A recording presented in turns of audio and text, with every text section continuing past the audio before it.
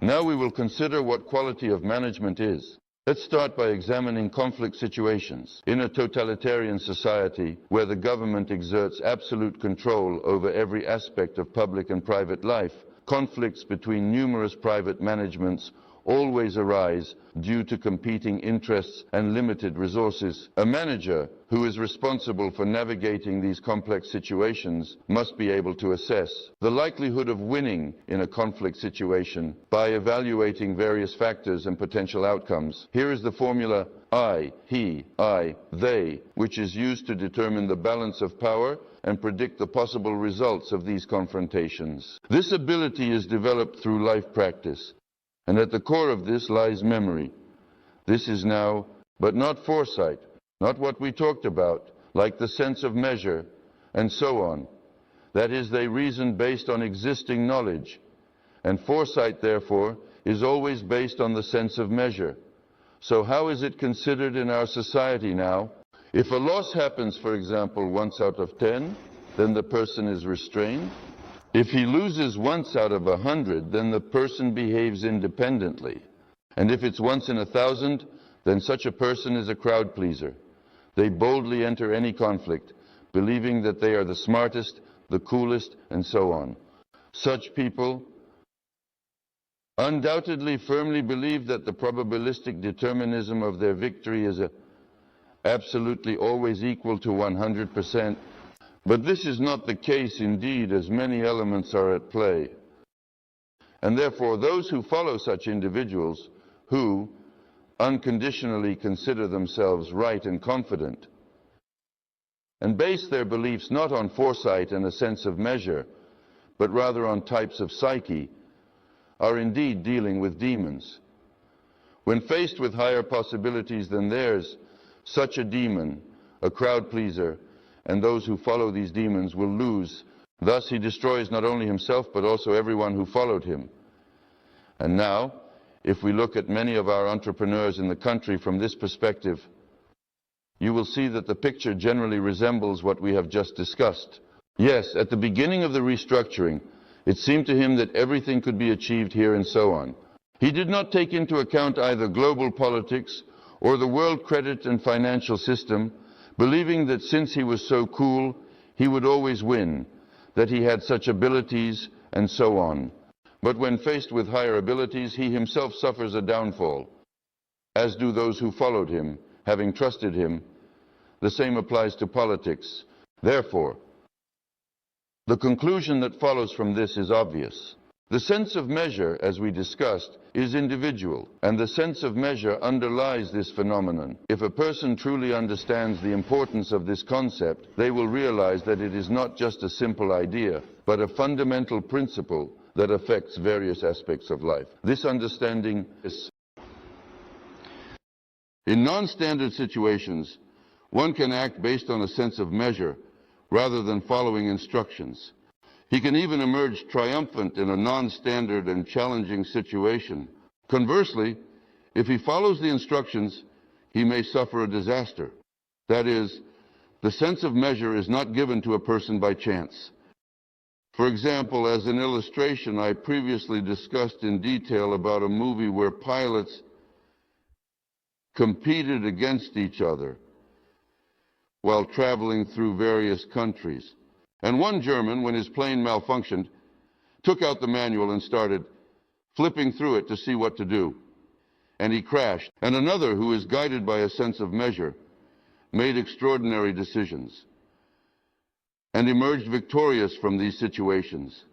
Therefore, the personal factor prevails in non-standard situations over the standard educational level, that is, over instructions. And an example from our recent past: remember the Bashkirian plane with children that tragically crashed, and many children died in the sky over Germany due to the air traffic controller's mistake.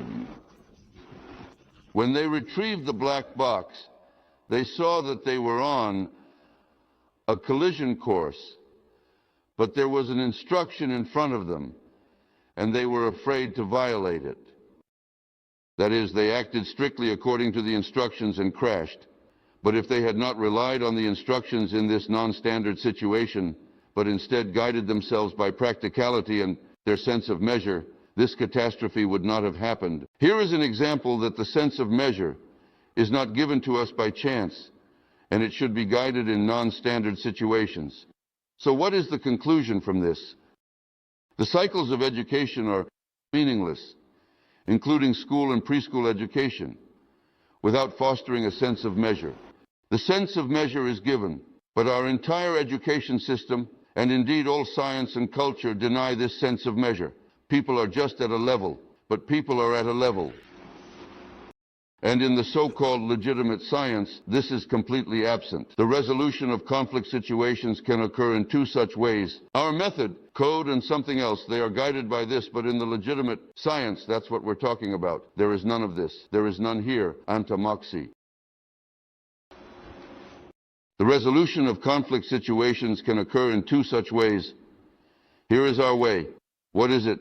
What is it? Sneaky. In this picture, there is a control object. One says it should be led there. The other says it should be led along this arrow. The third says it should be led here. That is, they are arguing in conflict. Therefore, one must be able to rise from this level of understanding of these people to a higher level of understanding, to look at it all from the side and guided by the hint of a hierarchically higher encompassing management. Combine these efforts in such a way as to set the object on the right course of development. This is the overall scheme. And what is the other scheme, the other concept? Divide and conquer. Here are the same people. One says here, another says there, the third says over here. And the principle of management here is divide, pit against each other, and rule. Therefore, such managers whisper one thing to this one, another to that one, and a third to another. And as a result of their efforts, they themselves suffer damage and lead the object to ruin. Why? Because relying on the stable predictability of the process, one can resolve the situation of conflict management in a way that is acceptable to oneself. And what is an acceptable way? Their way, so to speak, of this global mafia means pseudo-hierarchies, since their principle is divide, pit against each other, and rule. They have led the object of humanity's management to a global systemic crisis. Why? What is this based on? If we talk about translating these general things into simpler matters, then I will say this. From my experience, I had bosses who, with their subordinates, and I was subordinate to them, would call and assign tasks separately. You do this, you do that, and all the subordinates, that is, they do not know what is being done as a whole. That is, these bosses unconsciously implemented the principle of divide and rule. When I commanded a regiment, and the regiment was good, I had such a rule. Morning and evening briefings with service chiefs and unit commanders were all together, and everyone knew what their comrade was doing. That is, there was no such secrecy. Everyone knew who was doing what. Moreover, leaving the briefing, they resolved their issues. Well, for example, like this. As always, there weren't enough cars in the fleet. There are many tasks. And they immediately at the briefing or after the briefing, a car was allocated, for example, to the head of the supply service to go for linen, and the head of the medical service would approach him and say, listen, stop by and pick up some medications at the hospital. He would give him a delivery note. The issues were resolved simply. When everyone knows the whole, therefore these tensions can be alleviated if people consciously know. Again, what are we getting at? A mosaic and a kaleidoscope. And the other bosses, the generals who were above me, they, on the contrary, followed this principle. He is smart, so he told this one, while the other one calls a subordinate the deputy. They say, why don't you know? That is, demons who enjoyed their so-called intelligence, but in reality it was the most ordinary treachery. Therefore, conflict situations can be resolved in two ways: unite and manage, or divide and conquer. From this understanding, and based on what we have discussed, we can now talk about the quality of management. Look, what is drawn here is already known. There is a vector of goals, which consists of specific goals. The most important goals are in the first place, the less important ones in the second, and so on. There is a vector of the current state, and there is a vector of management error. That is, the difference between the vector of goals and the vector of state is the vector of error. All management errors are defined subjectively, and this subjectivity is based on individual perspectives and interpretations. All these specific errors, if they are within acceptable limits, are determined subjectively, meaning from the perspective of a person's morality, what is acceptable and what is not. And this can vary greatly from one person to another. Thus, this vector of error forms an acceptable set of error vectors, which is a collection of errors that are considered tolerable within a given context or framework. The dimensionality of these vectors can be large. So, what is being discussed here? For example, if we are talking about managing a country, it is illustrated below that the vector of goals should include parameters related to education, healthcare, the military, industry, electronic industry, shipbuilding, and so on. Imagine, the vector of goals is enormous. Therefore, its dimensionality is very large, and evaluating it based on such dimensionality is very difficult. Are you moving in the right direction? Therefore, I would like to provide a general assessment of this multidimensional error vector, and based on it, give evaluations such as good, bad, better, or worse. This kind of assessment is called the quality of management. That is, it is a certain measure of this error vector. So how is this done? How can it be done to minimize it, so as not to get lost in this multitude of various specific goals and their assessments? These specific vectors are grouped in a manner that is very carefully into certain subgroups and are, for example, they take shipbuilding, metallurgy, and so on from the industrial sector. This is group 1. Everything related to the production of combines, tractors, livestock, feeders, and so on, is agriculture. And then by grouping these parameters, they reduce it to a smaller number of parameters. And so on, this continues, providing specific assessments for this group and minimizing it. That's the whole trick of what this is about. This is also done subjectively, but it allows for a comprehensive assessment of the situation in a given industry. Therefore, the assessment of such management quality is also always subjective and is again determined by morality. That is, ultimately by the concept. Either you are in harmony with God or you are against God. And so two people built a house. Two people approach this object, and one says, good house, while the other says, it's just some kind of garbage. That is, opinions differ, hence subjectivism. Why such a subjective approach? Because the choice of many specific management goals is often quite subjective. The hierarchy is also established subjectively. That is, what comes first, what comes second, and so on. And based on the same error vector, many comprehensive and generalized assessments and evaluations can be constructed. Therefore, this subjectivism is always present. And why did we consider this? Well, here's why. Now let's say, which of these subjective assessments is correct? That is, we called in experts, right? And there is a method of expert assessments. And one says this, another that, the third one something else. And the one who organized this thinks, aha, which of them is right? How to determine who is right and who gives the most accurate assessment? How to determine whose assessment is the most accurate? This is explained by this picture. It is drawn down here, but we will look at it on another picture now. It can be shown as an animation. Here we need to remember this matrix of possible states. That is, look, there is a universal matrix. Here is the matrix of the biosphere of planet Earth. This is the matrix of the development of humanity and each person within it. So, this is what is called divine providence. That is, the guidance, the processes that lie within the encompassing matrices correspond to divine providence. Therefore, in this picture, divine providence is depicted in orange, like a pipe. The left bank, the right bank, and divine providence flows along this pipe, and we must act in accordance with this divine providence. Therefore, the first cut, here is the action, the vector of goals. It has deviated from this direction. So, there is a management error here. Here is the angle of the error. That is, the quality of management is not very good. Now let's look at the next cut, and within this framework, the green arrows are shown. If we relate the green ones specifically in terms of the position of this matrix, what will we get?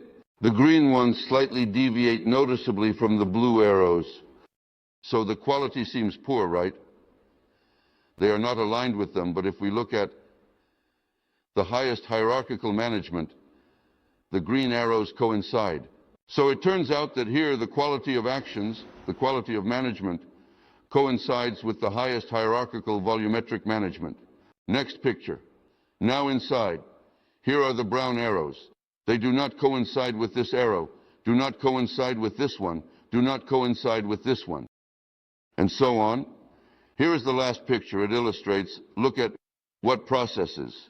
Here, exactly inside the brown arrows, is precisely this black and red arrow right here. And here, if you judge by comparing your actions with what you see from the nearest, so to speak, superior, it does not coincide. This also does not coincide. It goes against. It coincides with the green one, does not coincide with the blue one, but coincides with the highest hierarchical encompassing management. What is the conclusion from this? All the subjectivism of these various assessments of management quality, the most precise conclusion can indeed be made if you compare it with the highest hierarchical encompassing management. Only this allows for a correct assessment, whether you are on the right path or not. And how can this be achieved? We have discussed it. Through a sense of proportion, that is, possessing a sense of measure. And the second thing to know is stability in predictability. How to determine if your goal vector aligns with God, with the highest hierarchical encompassing management or not. It means, through a sense of measure, you feel if you are acting correctly. But besides that feeling, what if you are mistaken? If your actions today coincide, bring success, tomorrow brings success, the day after tomorrow, in a year or two, then you are on the right path. What should you return to again? Remember Kozma Prutkov that we studied. Look back more often to protect yourself from notable rejections in the future. For this reason, I remind you again, the global historical process is considered in the concept of public safety merely as a small fragment in the global evolutionary development of the Earth's biosphere. For what purpose? And for that, so that we all now guide ourselves by this analysis when making decisions on how to organize people's lives, where to lead the state, how to build people's lives, and so on. Why? Because the consideration of the global historical process in the concept of public safety has revealed the most stable trends. That is, what is done in harmony with God and what is not in harmony with God. What actions of people led to mistakes. This is the whole point. It seems simple, right? But in reality, this simplicity does not occur in people's lives. Why? Because of the godless, that is, two types of atheism.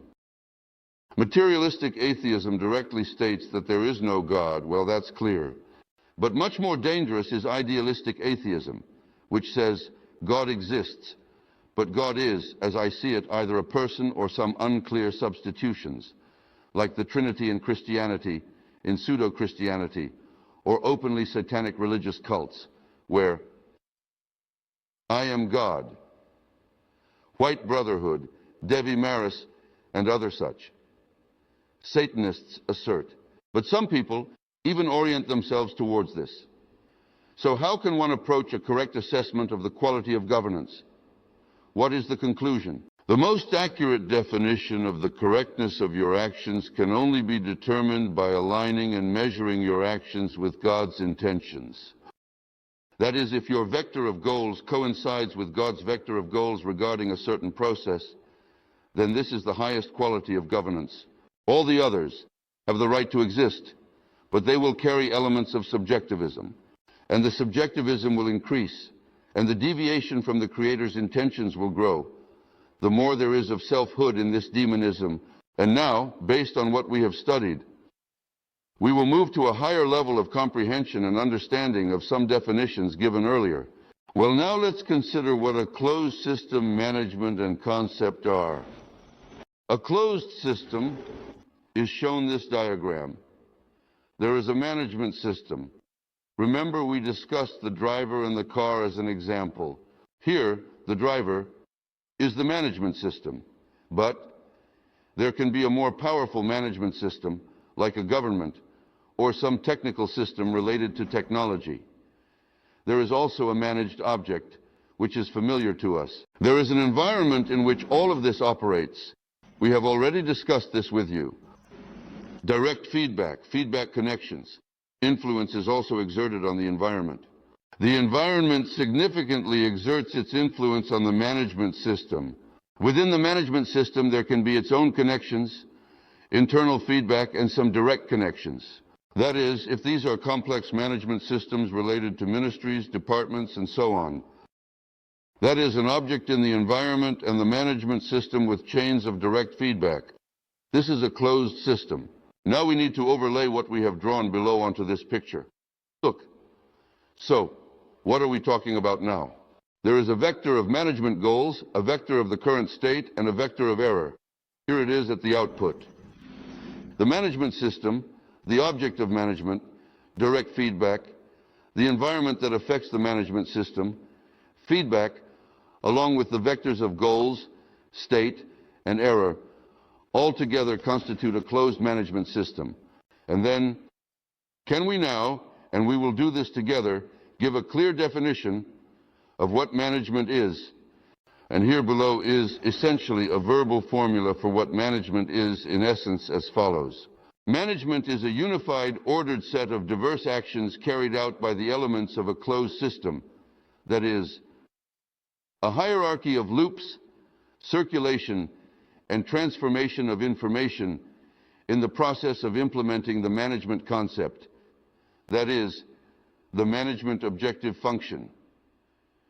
Remember the complete management function. This is the holistic and comprehensive function. And the most complete definition, the removal of certain stages from it, makes management impossible and the concept unachievable.